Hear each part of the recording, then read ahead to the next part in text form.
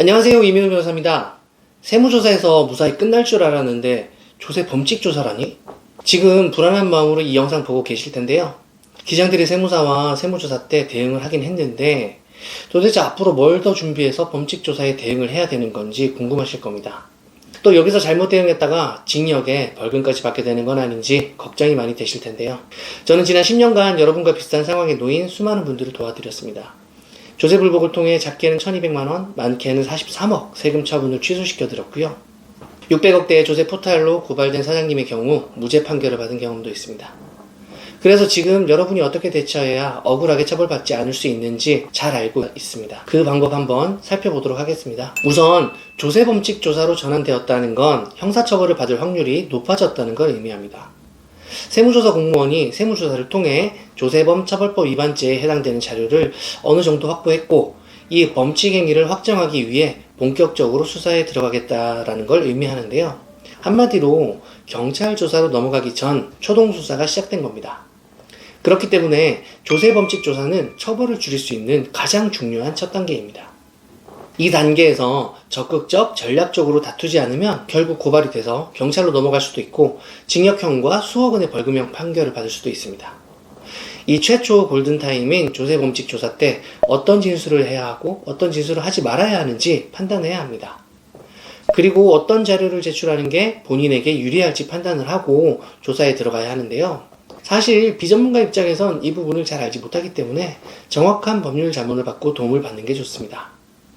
특히 범칙조사로 인해 조세포탈 행위 등이 인정되면 세금의 부가제적 기간이 10년으로 늘어나고 무신고 가산세도 세액의 40%로 올라가기 때문에 조사에 성실히 참여하면 잘 마무리되겠지 라고 단순하게 생각해서는 안 됩니다.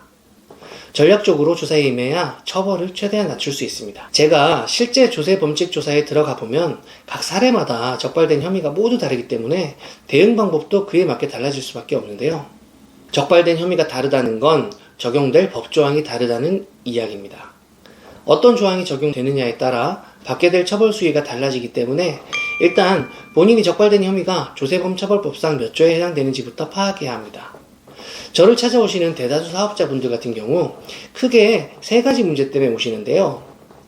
가족이나 지인 명의로 된 차명계좌를 이용하거나 무자료 거래를 하면서 매출 누락을 한 경우가 있고요. 가공세금계산서나 허위세금계산서를 발행하거나 수취했던 사실이 세무조사 때 적발이 돼서 오시는 경우도 많습니다. 만약 차명계좌를 이용해서 거래대금을 결제하거나 받으면서 매출을 누락하시거나 소득이나 수익을 조작해 세금을 탈루했다면 조세범처벌법 제3조의 조세포탈죄에 해당될 수 있죠. 저야 변호사 일을 하니까 이 조세포탈죄가 얼마나 무서운지 잘 알고 있지만 대부분 세무조사에서 이 혐의가 적발이 되었는데도 처벌이 얼마나 센지 잘 모르시더라고요. 조세포탈죄에 해당되면 조세범처벌법상 2년 이하의 징역 또는 포탈세액의 2배 이하에 해당하는 벌금을 받을 수 있습니다. 특히 포탈세액이 3억 원 이상이고 포탈세액이 납부할 세액의 30% 이상인 경우 아니면 포탈세액이 5억 원 이상이라면 형량이 3년 이하 징역 또는 포탈세액의 3배 이하 벌금으로 늘어나게 됩니다. 그래서 포탈한 세액이 만약 5억 원이라면 최대 3년 징역형과 15억 원의 벌금형이 동시에 내려질 수 있다는 겁니다. 심지어 포탈세액이 연간 5억 원 이상이라면 특가법 제8조 1항 제1호에 따라서 3년 이상의 유기징역을 받을 수 있고 포탈세액이 연간 10억 이상이라면 무기 또는 5년 이상의 징역을 받을 수 있는데요. 거기에 각 포탈세액의 2배 이상, 5배 이하에 상당하는 벌금이 반드시 병가됩니다. 그래서 재판에 가서 잘 방어해서 징역형이 아니라 집행유예가 나왔다. 그래서 실형을 간신히 피했는데 벌금이 몇 억씩 나와버리면 낼 돈이 없어서 결국 노역장 유치를 당할 수밖에 없습니다. 두 번째, 허위세금계산서 문제로 조세범칙 조사를 받는 분들이 계신데요. 허위세금계산서는 거래처가 실질 거래 금액보다 부풀려진 금액으로 매입을 더 끊어달라 이렇게 요청을 해서 세금계산서를 발행해 준 경우에 해당이 됩니다. 이 경우에는 조세범처벌법 제10조 제1, 2항에 따라서 1년 이하의 징역 또는 공급가액의 부가가치세율을 곱한 세액의 2배 이하에 달하는 벌금에 처해지게 됩니다.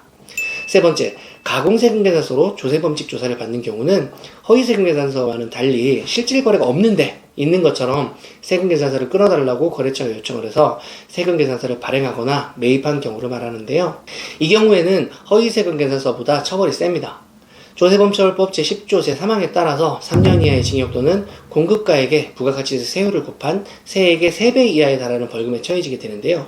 특히 메인 매출 세금계산서를 양쪽으로 발행했다면 이 금액을 합한 공급가액이 처벌 기준이 됩니다. 그래서 가공세금계산서 문제로 저를 찾아오시는 분들 중에는 생각보다 쉽게 특가법 기준인 공급가액 30억, 50억이 넘게 돼서 저를 찾아오시는 분들이 많습니다. 이 특가법에 걸리면 징역형과 벌금형이 반드시 병가되는 가중처벌을 받기 때문에 무조건 특가법에 걸리지 않도록 포탈세액을 낮추는 것이 중요합니다. 사실 조세범칙조사로 저를 찾아오시는 분들을 보면 이 세 가지 경우 중 한 가지에 해당하시는 분들도 계시지만 이 세 가지 문제가 동시에 복합적으로 걸려서 오시는 분들이 많습니다. 이때는 제가 법리를 따져서 실제로 각 조항에 명시하고 있는 범죄 구속 요건에 해당되는지를 하나씩 다 따진 다음에 어떤 혐의를 줄이는 게 가장 처벌을 줄일 수 있는 방법인지 전략을 짜서 조사에 같이 임하고 있습니다. 이 조세범칙 조사가 종결이 되면 여러분은 세 가지 중 한 가지 결과를 받게 됩니다. 무혐의, 통고처분, 고발인데요. 세무조사에서 범칙조사와 관련한 증빙 자료를 확보했기 때문에 사실상 무혐의를 받는 경우는 극히 드뭅니다. 결국은 벌금을 받느냐, 고발이 되어 경찰로 넘어가느냐, 이 두 가지 결과가 결정이 될 텐데요. 우리의 목표는 조세 범칙 조사 단계에서 고발이 되지 않도록 통고처분을 끝나게 만들거나 아니면 고발이 되더라도 그 액수를 줄이는 걸 목표로 해서 조사에 임해야 합니다. 이를 위해서 저 같은 경우는 조세범처벌법상 몇 조에 해당되는 범칙행위가 적발되었는지 우선 확인을 하고요. 적발된 내용을 바탕으로 과세 기간별, 거래 내역별, 업체별, 포탈 세액별로 다 쪼개서 하나씩 법적 검토에 들어갑니다. 그리고 반박할 수 있는 법적 쟁점을 뽑고 이를 뒷받침할 수 있는 증빙 자료를 가지고 조사에 임하는데요. 사실 같은 조항이 적용되더라도 세목별, 기수시기 산정법이 다 다르고요. 가지고 있는 증빙 자료도 모두 다르기 때문에 여러분 사안에 맞는 대응 전략을 짜는 게 제일 중요합니다. 법리에 맞게 전략만 잘 짠다면 충분히 방어할 수 있기 때문인데요. 만약 이 영상을 보시는 분들 중 현재 조세범칙조사로 전환이 되었는데 아직까지 믿고 물어볼 전문가를 찾지 못했다면 댓글에 적혀있는 번호로 연락 주시기 바랍니다. 여러분이 억울하게 처벌받지 않도록 여러분에 맞는 해결책 세워드리도록 하겠습니다. 오늘도 영상 시청해 주셔서 감사합니다.